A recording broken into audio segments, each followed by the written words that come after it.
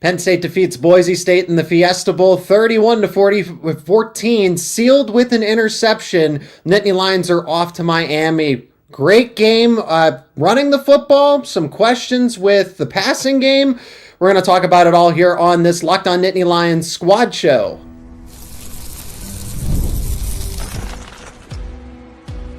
You are Locked On Nittany Lions, your daily podcast on the Penn State Nittany Lions.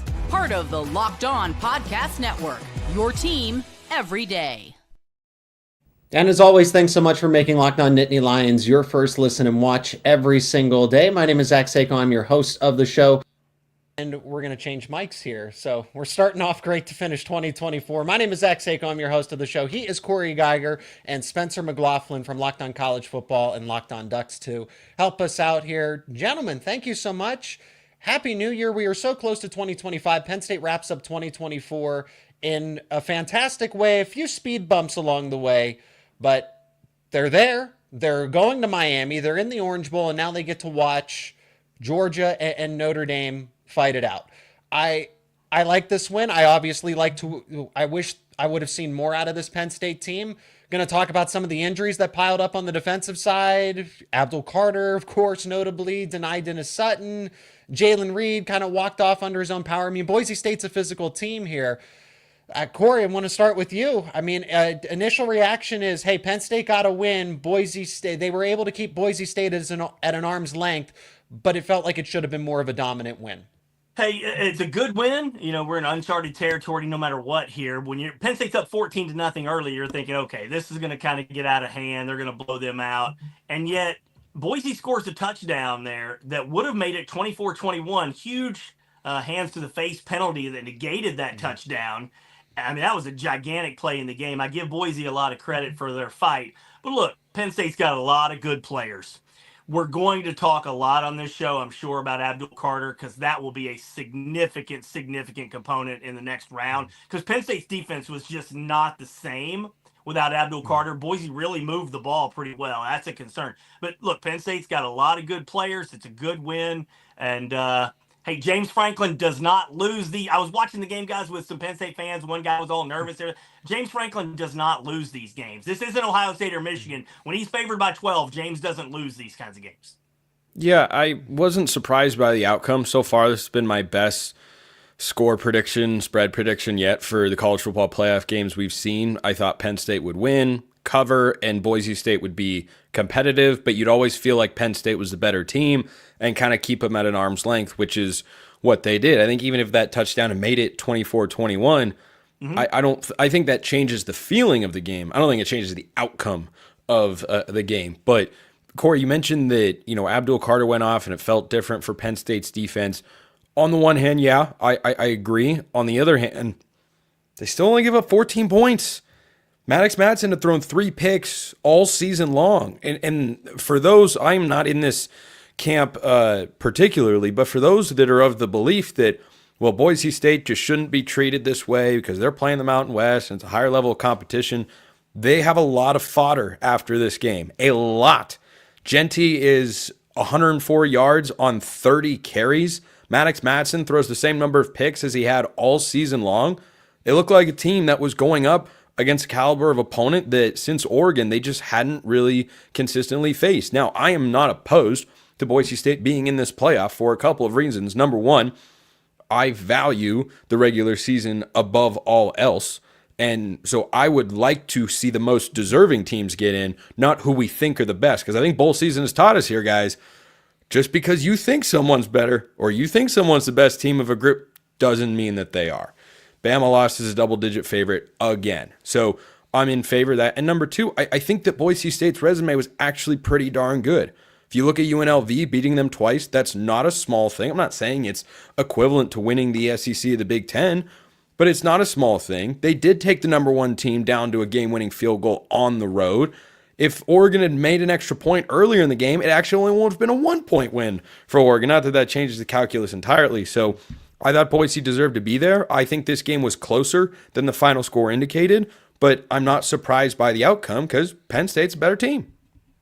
So where, Spencer, let me just get a quick rebuttal from you. Where, in terms of strength of victory from this, On a scale of 1 to 10, what would you say that you would rate this for Penn State? If 10 is what's 10 exactly? Like, in terms of value, the way that they won the game, you're saying, hey, Boise State's from the Mountain West Conference. Should they have been the 3 seed, right? There were some questions because people are going to say that this is a Mickey Mouse playoff run. Okay. And that's what, and you started to allude to that a little bit. I don't want to look just over this Boise State team because I feel like they could have given some problems to some other teams. Penn State just happened to be in a good position to beat this Boise State team. I'm not discounting the Broncos here. They certainly have flaws that wouldn't let them go on a run, but they're going to say, oh, well, Penn State played SMU. Penn State played Boise State. Should they have really made it to the semifinals? So what would you rate this on a scale of 1 to 10 based on the way Penn State performed? Well, and for that crowd, I'd remind you that Penn State has beaten those opponents by a combined score of 69-24. Like, what does a playoff team look like in that particular setting of this easier not Alabama playoff path? Yeah, I mean, excuse me. So I'd probably say this is like on a scale of 1 to 10. This is like a 7-8, like a really good score. Not great, not oh my gosh, best performance ever, because it certainly felt like it could have been more, but it also could have been closer. So I think this is a win you look at and say, yeah, Penn State looks like a team that can go to the national championship game. I don't care if they get Georgia with Gunnar Stockton or Notre Dame as is.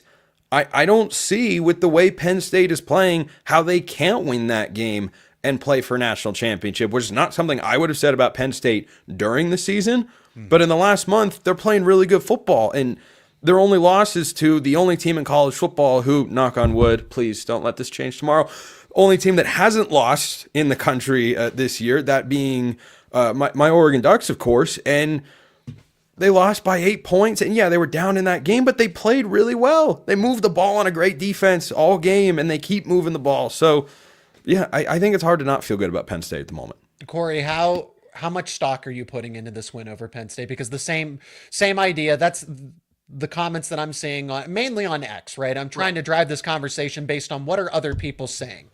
For Penn State, SMU, Boise State, did they deserve to be here? Should they have been seeded as highly? Whatever have you. How much stock do you put in this game when Penn State's really going to get a test? Georgia or Notre Dame, one way or another. I think that's a close game either way, and that's the best opponents that Penn State's going to see since Oregon and Ohio State.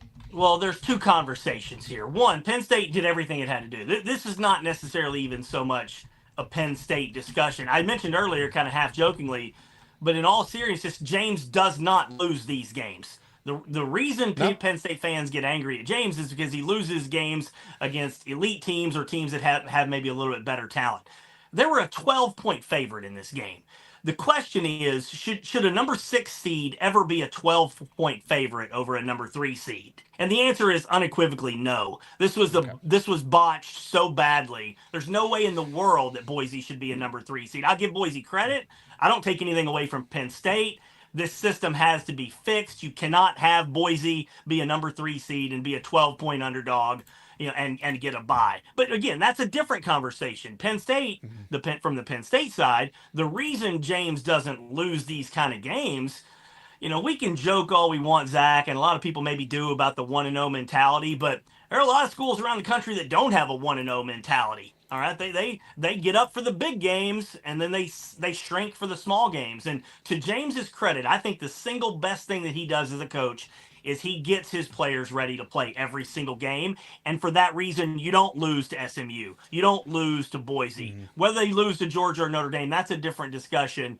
But Penn State's in this position because, quite frankly, they got unbelievably lucky.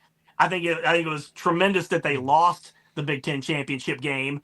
Rather than playing Ohio State tomorrow, they played Boise State today. So, but again, that's a different discussion that the college football playoff has got to get fixed. And their fans got treated to a home playoff game. Yeah. I mean, even if it had been a hard-fought win, Penn State's going, good thing we didn't win that conference championship game. That would have been a mess. Yep. Yeah, that would have been the wrong thing to do. What the heck were we thinking there? No, it's a systematic failure here, and I know that they're reevaluating it. All right, let's talk actual, box score game results here. I mean, Penn State 31-14 over Boise State here. like I said, they were able to keep them at arm's length. Now, Boise State did end up outgaining them in terms of total yardage here, but that has to do with, big plays at the end. I look at the fact that, hey, Penn State forced 3 interceptions. They had the 1 fumble recovery from Ashton Genty. Honestly, should have had another convenient timing for the offensive lineman, but Penn State forced 4 turnovers against a team that does not turn the football over. That's the MO. They play disciplined football. They don't commit any penalties. They win with those demoralizing, sustainable drives. And Penn State shut down Ashton Genty. I was spot on when I said, hey, Ashton Genty is going to get over 100 yards. He did, but it was going to take him 30 or 35 carries to do so. Tom Allen made it his life's mission to make sure that Ashton Genty did not have a Heisman-like performance, and they succeeded. Now, in the process, though, which we will, I imagine we're going to talk about it in the upcoming segments, but yes, they did deal with some bumps and bruises, Abdul Carter, of course, but the way that Penn State played this game, defense over the past 2 weeks against SMU and Boise State now phenomenal. Question marks about the offense. Play calling, I made a joke that, hey, former offensive coordinators at Penn State would have approved of this play calling. I agree that Andy Kotelnicki did not have his best game. But Boise State did make adjustments. Like, let's be honest here. Penn State went up 14-0. They could have rolled over. And Corey, I do respect what Boise State did to make its adjustments, to make it a little more difficult. Like, they got pressure on Drew Aller. I have not seen Drew Aller under that much duress all season long, including games against Oregon and Ohio State. Here's the thing, Zach. Just run the ball. That's what I'm hearing from every Penn State fan. Just go run the damn ball. Key play in the fourth quarter. Call Brent Key. It's 3rd and 1. You've got a He's not busy. You got a 6'5", 240-pound quarterback. You got Katron was averaging 9 yards a carry at the time. It's 3rd and 1. You could kind of pretty much seal the game right there, and yet they throw a pass. It's those kinds of plays where Penn State just gets too cute. Andy Kotelnicki gets a little too cute. And again, I think if Penn State would have just come out and said, we're going to run the ball down your damn throat, I don't think Boise would have been able to stop it. But at the same time, Drew threw three touchdowns. And quite frankly, even though his completion percentage wasn't great, I thought he put the ball on the money a bunch of times. Amari couldn't handle a tough catch. Yeah. Harrison Wallace couldn't handle it. Those were great. Those were NFL caliber throws. So, I mean, there was a lot of things to like about the offense, but the play calling, Zach, I got Penn State fans yelling at me, why don't they just run the dang ball? Well, Corey, can I join that crowd retroactively? I was yelling at my TV like, what are you doing? Yeah. Like, you're running the ball at an incredible rate, which I'll touch on in a moment. But my favorite play call, the magnum opus of Andy Kotelnicki's game plan in this game, or unwillingness to just turn around and hand the freaking football off. 3rd down and 1. Let's go fake tight end sneak.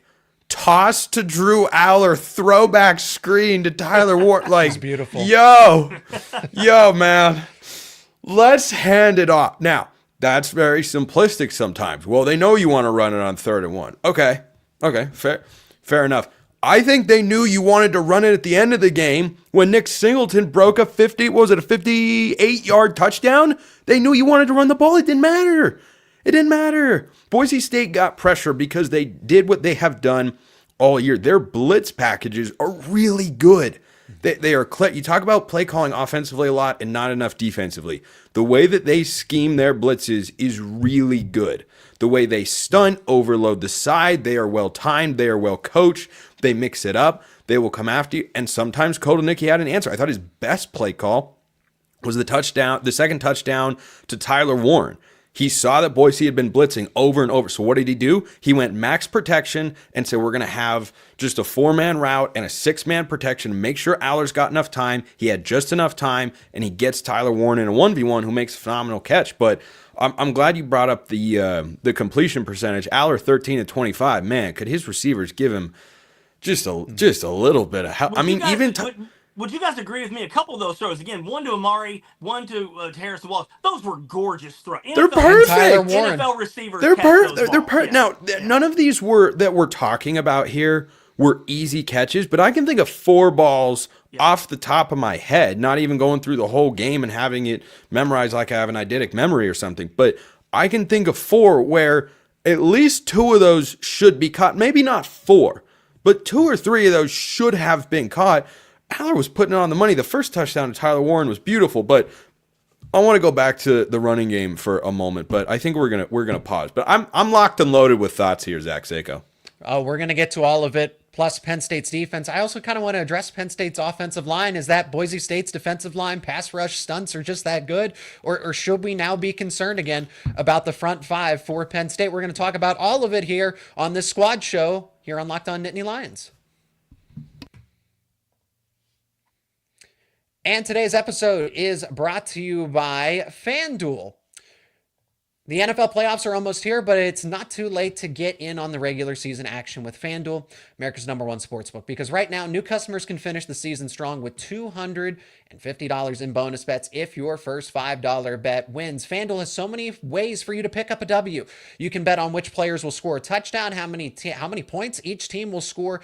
It's thrilling. You can also bet on more than that. There's passing yards, rushing yards, receiving yards, how many catches a player will have, how many tackles are made, how many field goals are made. It's more than just money lines, spreads, and totals. All you got to do is just visit FanDuel.com to join today. That is FanDuel.com for a chance at $250 in bonus bets if your first $5 bet wins. You can make every moment more with FanDuel, an official sportsbook partner of the NFL.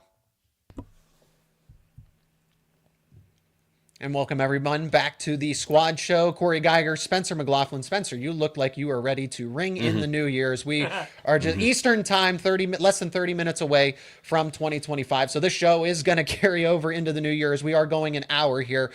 Spencer, just pick back up with your thought process, your ideas, where we left off before break. Gentlemen, would either of you like to do you have the box scores pulled up in front of you? I do. I got it. Okay, well, then that makes this less exciting. So I'll just ask the people in the comments and Corey's black screen here, perhaps. What do you think the Penn State running backs each averaged in yards per carry in this game? You get to guess, comment section. 5, 4, 3, 2, 1. They were both over 7 yards a carry, and Katron Allen was just a tick under 8 at 7.9. Follow-up question. Do you think that those two guys combined had as many carries as Ashton Jeanty did by himself? What do you think the answer should be, and what do you think the answer is? Of course, the answer should be, well, yes, of course, if you're running the ball that well, you do it until they stop it, right? But the answer is no, because they had 29 combined carries, and Jeanty had 30. That was insane to watch. Penn State had a great rushing attack in this game. They went for 216, and that's with -4 yards for Drew Aller because of the sacks that Boise State was able to rack up. They had 4 of them total and had plenty of other pressure as well. But Allen and Singleton went for 220 yards combined. Guys, I felt like they could have gone for 300 if there had been a concerted, not necessarily a game plan, but an adjustment to what was happening on the field. Because, Seiko, you and I talked on our show on Monday coming into this game about how the troublesome area for this Boise State defense had been its passing defense. The secondary had been torched all year. So if you come in with a game plan of, hey, we want to attack their weakness, I understand that. But when you see the game playing out in front of you like that, you got to be willing to adjust. And they're able to get away with this against Boise State, where they have a better roster. But in the next round, you're going to go against Notre Dame or Georgia, and you can't afford to fail to make that adjustment, or I think it costs Penn State a potential run to the national championship game. But every time they touched the ball, it felt like 5 yards was a win for Boise State. Felt like that was the best they could do. And it felt like that 58-yard touchdown run that iced the game was coming. Lo and behold, it arrived. So I thought that was puzzling. But again, we talk about all these mistakes, and Penn State won by 17 points. They're just playing really good ball. Well, that's because we have to look at it this way, because it's not so much about Boise State. I think Penn State fully knew that it was going to win this game. There was chatter that, hey, Ashton Jeanty, I mean, besides our predictions, there was just the thought process that Ashton Jeanty is not going to have this big type of game because Penn State's going to make a concerted effort. So long term, we have to address these things because, like you said, a Georgia, a Notre Dame, if they get to the championship, which would obviously be great, an Oregon, an Ohio State, a Texas, who knows, maybe even an Arizona State, right? But the big three up on the other side of the bracket are definitely going to make you pay for these kinds of decisions. Whereas Boise State, Spencer, you and I addressed it. This is a team that runs specifically, they have to win a specific way. So they can't ad lib. And we saw that happen in real time. Penn State can make these mistakes and overcome them, but an Ohio State team that can score at will, an Oregon team that can obviously score at will, and I throw Texas in there because they have similar personnel that match Ohio State and Oregon. Against Georgia and Notre Dame, possibly slightly different. I actually think Penn State has decent matchups against either of those two teams. We'll talk about that in our final segment. But why we have to talk about all these problems is because Penn State can get away with it against Boise State, but not against any of those other teams I named, maybe, less against Arizona State and against the rest of the group. Corey. And Zach, I think I just want to mention real quick about the running backs, because remember, Nick and Katron both had some injury issues this year. When all is they weren't 100%. Yeah, when all is said and done about this season, if they do go on and win the national title, one of the biggest reasons why will be because they both got healthy at the right time. Mm-hmm. So that kind of puts a bow on that. But what you're talking about is the fascinating part of, I'm going to throw it out, Zach, is Penn State an elite team? Okay, we've talked about this since 2018 when James promised it after the loss to Ohio State, and they've not become an elite team yet. Well, they're in the Final Four this year, and this goes back to our discussion earlier about who you've beaten. Is Penn State an elite team because they're in the Final Four? Or are they not an elite team because all they beat was SMU and Boise State? And this gets us to the discussion, is this stuff going to work against Georgia? If you're messing around, farting around, being too cute on 3rd and 1, that ain't going to work against Georgia's defense, okay? It works against SMU. It works against Boise. So I'd like to get, Zach, you're on this every day, Spencer. I'm just curious the way you might look at this from a different perspective around the country. Do you think Penn State is an elite team because they're in the Final Four? Or have they shown you enough yet to think that they deserve to be in that category? I mean, how are we defining the word That's your elite? criteria. That's your criteria. I'd say right now they are playing like one of the 5 to 6 best in all of college football. I don't think I could come up with 5 teams that I definitively say are better than Penn State. Even though they lost their 2 most important games this year, and they were a 12-point favorite tonight and won, and they were an 8.5-point favorite over SM. I'm not trying to be a wet blanket here. They're in the Final Four.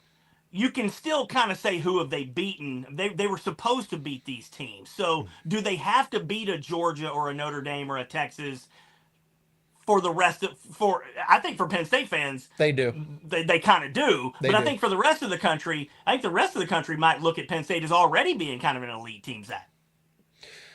I will agree with you from even honestly, the rest of the country is going to say, hey, it's great that Penn State is here. Everyone is going to, for the most part, say SMU and Boise State were not the best of the best in this college football playoff. And that's completely understandable. But James Franklin still carries around the record against top 5 teams, top 10 teams, Ohio State and Michigan, and doesn't have that. What are the signature victories for Penn State? What are these 2 games, honestly? These 2, right, yeah. And to Ohio State 2016. And to an extent, I don't Rose Bowl. Do we put those games above the 2016 Ohio State game? I don't. No. Exactly. That's one of the great programs in wins in program history. Yeah, that 2016 Ohio State game still reigns supreme. And look where we are. We're wrapping up 2024. And in my mind, I don't even know that maybe SMU would probably rank as maybe a top 5 win, but in Penn State, in James Franklin's tenure. But it's definitely the 2016 Ohio State game comes to mind. To an extent, the Rose Bowl game against Utah, they lose their quarterback. That's not the same Ohio. Yeah, but they had that game in the 4th quarter. I don't think, I hated seeing Cam Rising get hurt in that game. It makes a difference. I don't think Utah wins that game. Utah. By the way, that was Utah's 4th loss that season. Remember, that Utah team was pretty severely overrated. So I don't know. They're Pac-12 champs. Pac-12 is pretty good. It was their 4th loss. So honestly, but only their 2nd once they made a quarterback change. So they started that season with Charlie Brewer. They went 1-2. They put in Cam Rising. He lost 1 game the rest of the way, and then won the Pac-12, and then lost the Rose Bowl. I guess what I'm getting at, Spencer, is from this. Let me just throw out this comparison.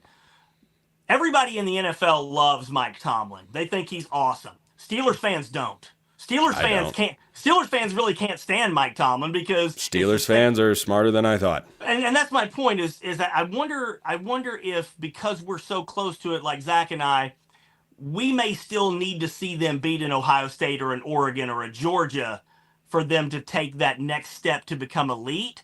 But I wonder if they have to win the semifinal. They have to win in the semifinal. That's the way I view it. But I'm not sure if everybody else, Zach, would agree with that. Spencer, who don't live in the Penn State bubble. Give me 5 college football teams right now that you can definitively say are better than Penn State. I can give you Oregon. I can give you Ohio State because I watched those games take place.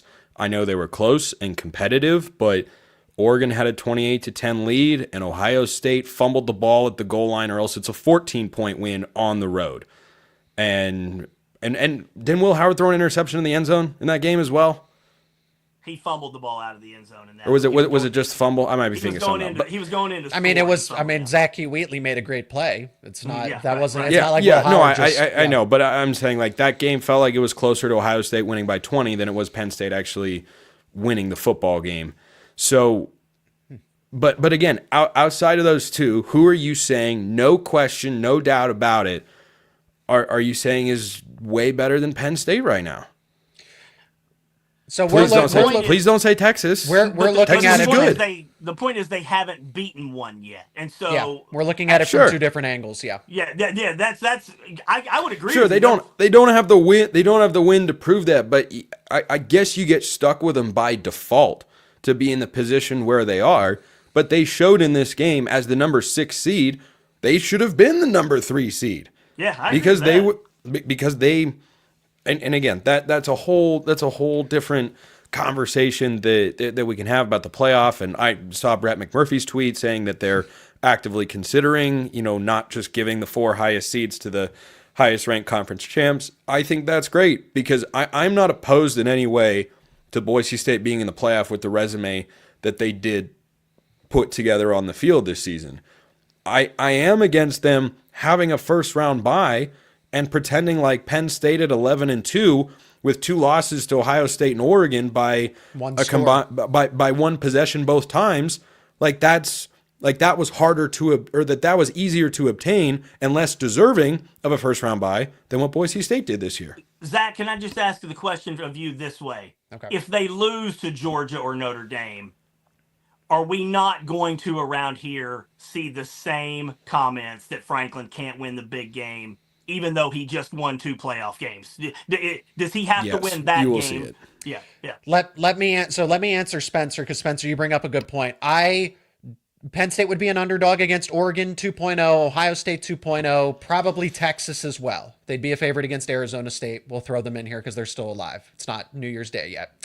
Against Notre Dame and against Georgia, I think Penn State's going to be a slight favorite. Like I said, I give Penn State a stronger fighter's chance against both the Fighting Irish and Georgia than I would, because that has to do with personnel matchups. I don't like the way that Penn State matches up against Texas, against Ohio State and Oregon, because they all have similar criteria. They have an elite passing attack, a capable quarterback that doesn't turn the football over, whatever. Quinn Ewers might not be the best or whatever have you, but they still have a capable, competent quarterback with 3 or 4 different pass catchers that are mostly better than what Penn State has in the secondary, or at least it's a strength on a strength. It's AJ Harris. AJ Harris takes away one, and then who covers the next 2? That's what we saw against Oregon. That's what we saw against Ohio State. Texas has that as well. Corey, to answer directly you before we go back to break, Penn State, absolutely. With James Franklin, not because then it's up big game James, Boise State, because we're already talking about it. This is a Mickey Mouse playoff run.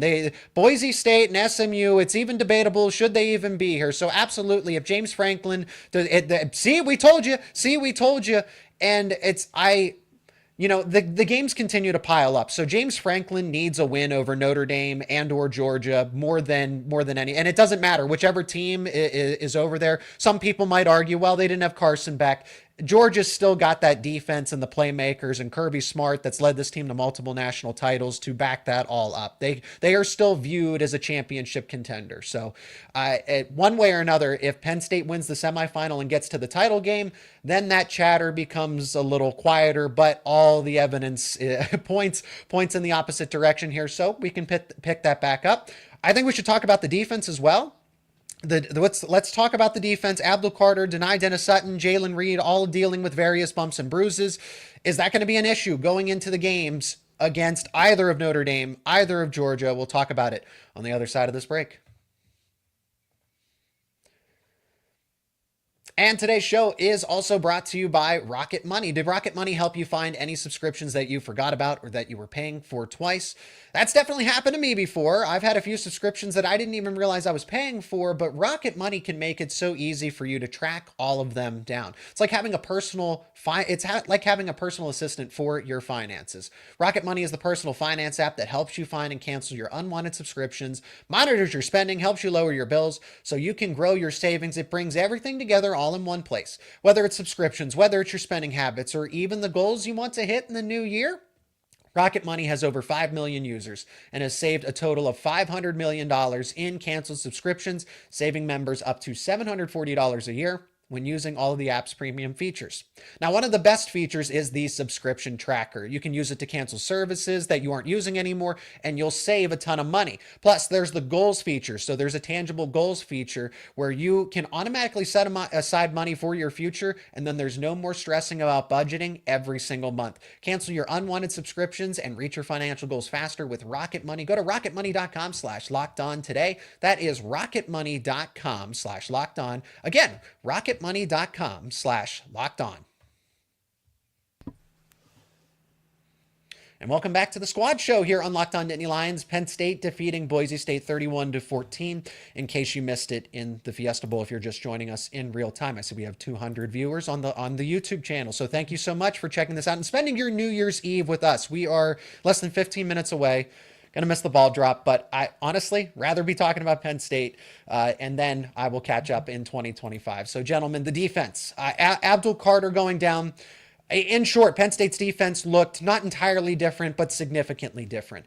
It changes the way that Tom Allen coordinates the defense. It changes the way how obviously Penn State executes, whether it was Smith Vilbert, Amin Vanover, whoever's on that other side of the defensive line, because Denai Dennis-Sutton, before he went down, had an awesome game, aside from some penalties and stuff, but production-wise was very good, one of his better games of the season. But that is not the same Penn State defense. You are already missing KJ Winston, who was a superstar going into this season. And then Abdul Carter is that top 15 NFL draft pick for 2025. And if you don't have him against Notre Dame or Georgia, who we all agree with are a better opponent than SMU and Boise State, that is going to be an issue. And if Abdul Carter is even slightly limited, I do have my concerns, Corey. Yeah, you could just see him on the sideline. It's hard to speculate, you know. It's an arm injury, we know that. It's an upper body injury. Yeah, he wasn't moving his upper body very much, kind of left shoulder. He just wasn't moving it much. And what you noticed on the field was Maddox Madsen had 4 or 5 seconds to throw the ball most of the time. He had the one stretch with about 10 consecutive completions, and I think the 10th would have been that touchdown that was negated by the hands to the face penalty. But he had a lot of time. Now, typically, Zach, we've talked about this for years. The way to beat Penn State is not to run the ball right up the middle. Nobody really beats Penn State that way, except for maybe Michigan when they had all their horses. But the way to beat Penn State is have an efficient quarterback like what Dylan Gabriel did in the Big Ten championship game. If he has some time, or if he gets rid of the ball very, very quickly and is efficient, that's how you beat Penn State. And what I saw when Abdul Carter was not in the game was a concern. That would be a major factor, whoever they play, if Abdul Carter can't go. Yeah, you can't lose a guy like that and be the same. I mean, it doesn't mean you can't still be good, because can we give the flowers to the Penn State secondary here? I mean, they were outstanding. I thought across the board. I know they gave up. That's interesting. Ask some Penn State fans that they think they were terrible. I know. The busted coverage was bad, but overall, like that's a bad moment. That's one play. Yeah, I'm not trying to gloss over that. But Seiko, you and I talked I talked to you on Monday's show about how the the best part of Boise State's offense is they run the ball, and their play action is when they're really good. They're not a straight drop back passing offense because Maddox Madsen doesn't have the biggest arm in the world, but he's an incredibly smart cerebral quarterback who, when his team got trailing, thanks to the Penn State offense, forces the ball on 3rd and 20. I mean, just a horrendous decision. But again, Penn State's in perfect coverage. Safety rotates over, breaks on the ball, boom, interception. They get the interception Zach and the for game. you. Yeah, I mean, that too. Yeah. I just thought they did a great job. They tackled in space. There wasn't a ton of yards after catch for Boise State. It was catch the ball, and you've got to have solid air yards, or you're not really moving the ball through the air consistently. But I know that they played a Mountain West schedule for the most part this year. But 3 interceptions throughout the course of the year and 3 interceptions in this game, that's a really impressive performance by the Penn State secondary. I thought they did a really good job making it hard, save for the busted coverage. But if you take that away, and look, sometimes that'll happen. It's something you can certainly clean up, but that accounted for 53 of Maddox Madsen's 304 passing yards in this game. And it was his only touchdown, and he had 3 interceptions as well. I think overall you have to feel pretty darn good. Maybe not great, maybe not a 10 out of 10, but a solid 8.2 about how the back end of that Nittany Lions defense performed after a game against Oregon where Dylan Gabriel was slinging it all over the field, and Tez Johnson had a big day. You're not going up against the same passing offense here, but I felt like they came ready to go, and forcing 4 turnovers against a team that just hasn't made them all year. I think that was the step up in competition that a lot of people thought it would be, and lo and behold, it was. My instant rebuttal, Corey, I want your thoughts on that, but my instant rebuttal is it was Boise State. They don't have the same kind of the domino is Ashton Genty. If you stop Ashton Genty, everything falls apart. This defense, the rest of the offensive game plan, because Maddox Madsen is not that. He's not this air raid quarterback. They don't have the receivers to march up and down the field to make these spectacular plays. And honestly, I was surprised through the game, even when it was slightly out of reach. Man, these guys that I haven't even heard of. This wasn't Cam Camper. This wasn't Caples. They're two of their leading guys, or even Lauder getting in the action. It was guys that really weren't on my radar in the game prep leading up to the Fiesta Bowl that were, hey, AJ Harris is in coverage and he's wide open. Maybe that's game script. Maybe that's the way that, just, hey, let's not give up the big play. Just play some back off coverage, a variety of things. But Notre Dame's going to be able to move the football if Abdul Carter is not in. I don't know if Georgia's interesting because the receivers are not good. They lead the nation in drops. So we'll talk about hypothetical matchups in the final segment. So for Penn State's defense, if Abdul Carter is out, it's kind of like that Ashton Genty domino effect, Corey, where your pass rush isn't getting home, the quarterback can sit in the pocket comfortably, and then it allows the wide receivers to get open because really only AJ Harris can cover for so long. It is a concern because, again, let's not sugarcoat or diminish Abdul Carter's significance. He might be the best defensive player in the country. The fact that Travis Hunter won that is a joke. Travis Hunter can win the Heisman, but Abdul Carter was phenomenal. So there's no question that's a huge loss. But what this reminded me of, guys, was the old school Tom Bradley defense, the bend but don't break defense. We'll let you move the ball up and down the field, but you're not scoring a touchdown. That's kind of been really Penn State's defensive MO for about 30 years or so. You can get yards on Penn State and this season. A lot of times. But when you get into the red zone, they're not going to let you score. That's kind of the issue that Penn State's always been good at. So that would be my concern if Abdul Carter can't play. I would expect to see whoever, Georgia or Notre Dame, to really just control the ball, control long stretches of the clock, and move the ball. Now, whether they score touchdowns or not, that will be what will determine the game. But I think Georgia or Notre Dame will be able to just really have 25, 28 first downs, 450 yards, if not more. And again, it puts so much pressure on your defense to perform in the red zone. That would be my major concern if Carter cannot play. Do you give Penn State a chance? Sure. Okay. There's not here. This is the thing. We have these are. I'm a sports talk guy. You guys do podcasts. It's fun discussions. Is Penn State elite? Are they not elite? These are great, discussions for sports talk radio.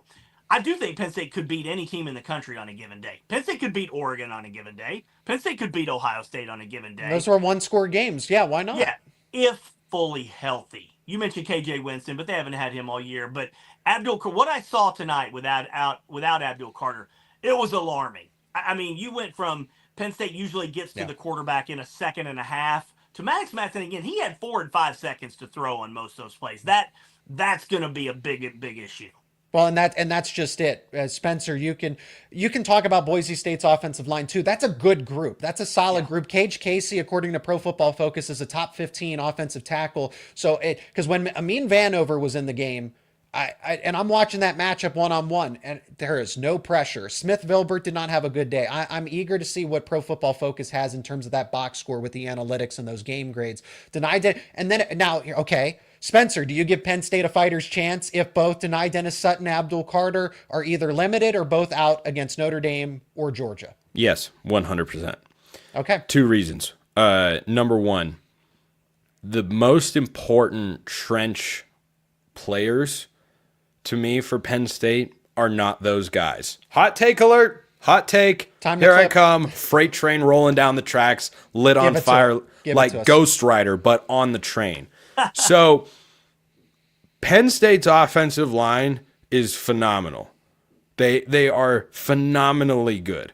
I know that Drew Aller was under more pressure than you maybe would have liked to see today. How many times did Drew Aller have 5 or 6 seconds to throw the ball? How many times was he able to execute a Michael Penix-esque deep drop and take a shot down the field? On the second touchdown to Tyler Warren, how perfect was that blitz pickup?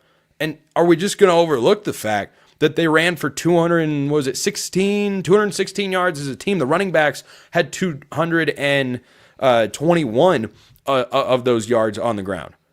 So that group can take you places. And yeah, losing Dani Dennis Sutton and Abdul Carter be a loss for the defense unquestionably. Which of those offenses, Notre Dame or Georgia, is terrifying? I mean, legitimate question. I'm not saying either one isn't capable. Jeremiah Love is awesome. Riley Leonard is good. I'm saying which of those offenses do you look at and say, boy, if you're giving those quarterbacks time to throw, they're going to go for 340 and 5 touchdowns like Dylan Gabriel did. Which one? That's where it shows up. Penn State doesn't play those teams until hypothetically the championship. So maybe you get them back in 2 weeks. I look at the prospect of playing Notre Dame or Georgia and think they still have a chance. Dream matchup for Penn State. And I don't want anyone to hear that and think, oh, Penn State's getting another break. No, it's just how the matchups were working out. They definitely have a chance against either team. One thing I will just throw out, I don't know how we're going to analyze the game so much, but say it's Georgia specifically. I would blitz on 80% of the plays. 1, Boise State did a great job of it. But 2, Drew just doesn't get rid of the ball. And there was a lot of talk on the broadcast, and there's been a lot of talk here all season about Drew's progress and development. And if he comes back next year, what kind of pro prospect will he be? I think picking up the blitz, not holding on to the ball too long. A couple of those, it did take about 4 seconds or so for Boise's scheme to kind of work out for the linebacker to sneak by. And, that should have been enough time for Drew to do something. So if I'm Georgia and I'm watching that film, I'm bringing the house on almost every play. And who knows if they would even have to, because Georgia can get organic pressure. But we are going to let's talk about that. What concerns us about Georgia? What concerns us about a hypothetical matchup with Notre Dame? Why Penn State could win those? Why they could lose them? Because we don't know. It is 60 seconds until the new year, at least the way that I have it. And this stream's probably slightly delayed. We are going to go to break again, but when we are back, take the under in either one of those matchups, guys. Under. Under. We're going to take a break. Wish everyone a happy new year on the other side. And today's episode is brought to you by FanDuel. The NFL playoffs are almost here, but it's not too late to get in on the regular season action with FanDuel, America's #1 sportsbook. Because right now, new customers can finish the season strong with $250 in bonus bets if your first $5 bet wins. FanDuel has so many ways for you to pick up a W. You can bet on which players will score a touchdown, which players, how many points each team will score.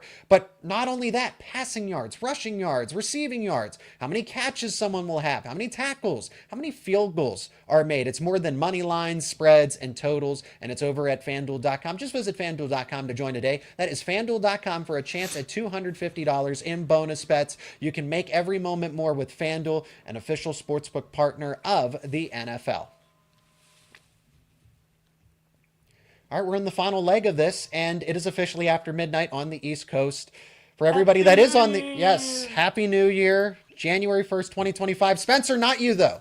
Not me. You're on the West Coast. I'm looking at the clock on my computer. It's right down. I don't know why I said computer, so weird. But on my computer, and it says 10 o'clock on 12/31/24. So you guys are just time travelers up there. This is so. I'll talk to you later on. So that's not for you. No, but of course, everybody. I hope everybody has a safe, healthy, blessed, Happy New Year, the start of 2025. Order Ubers, please. Order Ubers. Yes, thank you for the PSA. In all seriousness, though, yes, make safe decisions. Right, the emphasis on the healthy and safe. Just call an Uber. It's not that much money. You'll get it back. You'll be fine. And thank you for joining us on New Year's Eve going into New Year's Day. Seriously, you're spending your new year with us here on the Squad Show for Locked On Nittany Lions. Good to know there are people out there just as lonely as us. We're all lonely together. That's enough. No, Darn right. Hey, Darn right we are. We are celebrating a Penn State win. I mean, we could have come on here and because boys, the underdog magic was starting to seep through a little bit, and you wondered, are the Broncos going to make a push? Just a little bit in that second quarter when they responded 14-7. It's like, man, and Penn State kicked the ball back to them to start the third quarter. That was a quick 3 and out, and you're thinking, and at least for the moment, I'm like, I'm still confident Penn State wins, but if Boise State's going to hang around, they're at least going to make it interesting. But none of that happened. So here we are. Penn State is going to Miami, Orange Bowl, Thursday, January 9th, for anybody that doesn't know. That is a game on Thursday against either the likes of Georgia or Notre Dame. Who is picking these days of the week? Right. The NFL. For playoff games. The NFL. What are we? Yeah. This isn't like it's the Major League playoffs where you have a bunch of games to jam into a series. The good old National Football League. That's why. College football is afraid of them and does not want to put games on the same day as playoff games. Because that's the first. I just said it in the read. It's the regular season's wrapping up. So get ready for the postseason, right? I suppose having things to watch on Tuesday and Wednesday is not like the worst thing in the world. But the national championship on a Monday, goodness, what are we doing? Yeah, and that's it. That's what, at 9 p.m. roughly. Well, that's a basketball anyway. I don't know when the football. Anyway, but all right, let's get back to Penn State's matchup. I get your point, but it is. But I do want to clarify that. Hey, this is a Thursday night matchup in Miami for either Penn State and or Notre Dame and Georgia. So the panel can answer. I want the panel to answer this. The comments section. Notre Dame or Georgia, which team would you rather see Penn State play for the sake of a Penn State victory? I'm going with Georgia. I think Notre Dame is the more complete team. Gunnar Stockton, I take Riley Leonard over Gunnar Stockton. I take Jeremiah Love and Notre Dame's rushing attack over Georgia's rushing attack. And for what it's worth, I don't think people look at Notre Dame as a defensive team, but honestly, Notre Dame's defense is better than Georgia's defense not by a lot, by a hair. But Notre Dame's defense collectively is a better defense than Georgia's this season. Corey, who would you rather see Penn State face for the sake of a Nittany Lions win? That's interesting. I'd like to hear the rationale because, just from the eye test, I think Penn State would have a lot of trouble with Georgia's defense. So for me personally, I would probably pick Penn State to beat Notre Dame, but I would pick Georgia to beat Penn State. I just think Georgia's defense is something like Penn State has not really seen outside of Ohio Notre Dame's defense State. is good. Yeah, Notre Dame's defense is just like that. It's good. And they have the offense to complement it. Georgia does not have the offense to complement its defense. we got to wait and see about Abdul Carter. We do have a nice little long break here. If Abdul Carter can't play, I'm going to pick them to lose to either team. So I think it's that significant. But I mean, at least me personally, I guess maybe I still have a bias that Notre Dame lost to Northern Illinois, and that's in the back of the brain. I'm like, I'm still having a hard time buying, because really, who is Notre Dame beaten? Of a really high caliber. I guess that's kind of still floating around back there. But to me, I don't think Army. I don't think Penn State wants to face Georgia. So on the Notre Dame schedule question, Army's legitimately their best win. And by the way, that might be a better win than anyone wants to give it credit for, because it's Army, it's Service Academy, it's all this. Tulane was flying up everybody's playoff projections and college football playoff rankings. Army took them to the woodshed in the American title game. I mean, beat the daylights out of them. And so I'm not saying that Army is a world beater. I am saying Army just finished a 12-win season, and Notre Dame blew them out. Army lost to Navy. Notre Dame blew them out. Louisville's a 9-win team with their bowl victory in the Sun Bowl over Washington today. Notre Dame only beat them by 7, but I think that game was might have been on the road. I don't remember. All the games are blending together here. But I do think the answer is Georgia. I just don't think it's by a lot. The reason I take Georgia is I do trust their offense less. As I mentioned earlier, though, I don't trust either of these offenses, because Georgia has been up and down all year, and now they have a backup quarterback.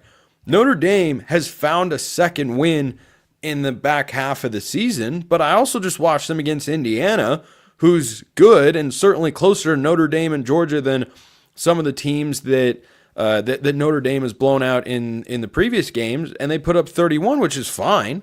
There's nothing wrong with that performance, but it's okay. It's okay. I think it's the best thing you can say about Notre Dame's offense collectively in a big spot. They can run the ball really well. I think Notre Dame's defense is incredibly good, but I'm with you, Seiko. I take Riley Leonard over Gunnar Stockton here. I don't think that's a big decision, or I don't know how many people will take Gunnar Stockton. I'm sure some will. Maybe he's going to have his Cardale Jones moment and lead Georgia to the national championship game. I've watched that happen before to my own team, so it's certainly possible. It's just that I can't trust that when Leonard's a known commodity and guy is a gamer. He can use his legs, and I think he can make enough throws to win you a football game. But I would say from a coaching standpoint, give me Kirby Smart over Marcus Freeman. Oh yeah, because I'm with you, Corey. I think Marcus Freeman is really good. I'm not someone who's of the belief that Kirby Smart has lost his touch and Kirby Smart has only got, Georgia's not that good. No, Georgia was my preseason SEC and national champion, and if Carson Beck had stayed healthy, I think I would have stuck with that.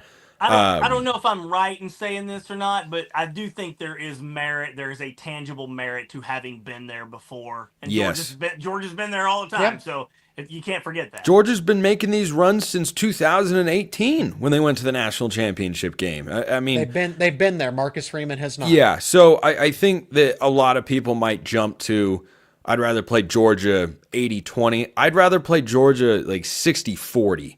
And if you had Carson Beck in there, I'd rather play Notre Dame. But I don't think either one's easy. I think Penn State, though, either way, is perfectly capable of winning no matter who they play. And I would either have Penn State like a 1 to 2 point favorite. I think Penn State would be the favorite, and that's Abdul Carter. Let's assume that he's healthy. And for anybody joining that's wondering about them, I don't know. I don't know their statuses. ESPN couldn't even get an official update. Penn State keeps that very close to the vest. Zach, how are you not more in the know than ESPN? Come on, man. What are you even doing here? Yeah. So if ESPN doesn't even get the report on that, James Franklin is certainly not going to give it away in the next press conference in the media scrums. He'll give it to Bruce Feldman. Yeah. Well, someone will get the scoop. He loves Bruce. But us here as the local media, Corey, you and I know very well, we are not going to get any sort of update on Katron Allen, who left with, he's limped off the field. Great game by him, of course. Dennis Sutton went down after celebrating a defensive sack towards the end of the game. He looked fine.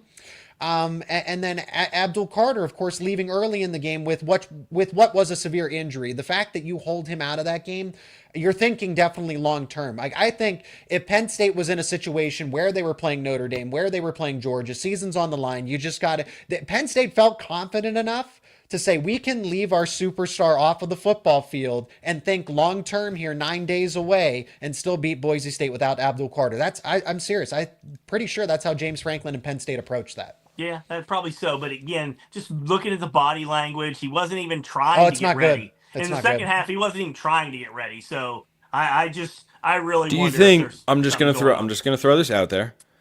Do you think they didn't try that hard to get him ready for the game because they knew they were going to win anyway? Yeah. Yes. I think so. That's just my opinion, though. That's kind of how it felt to me. I mean, certainly, I'm with you guys that the lack of effort and what I have come to know about Abdul Carter, I imagine he'd want to be out there on the field, but they have bigger fish to fry.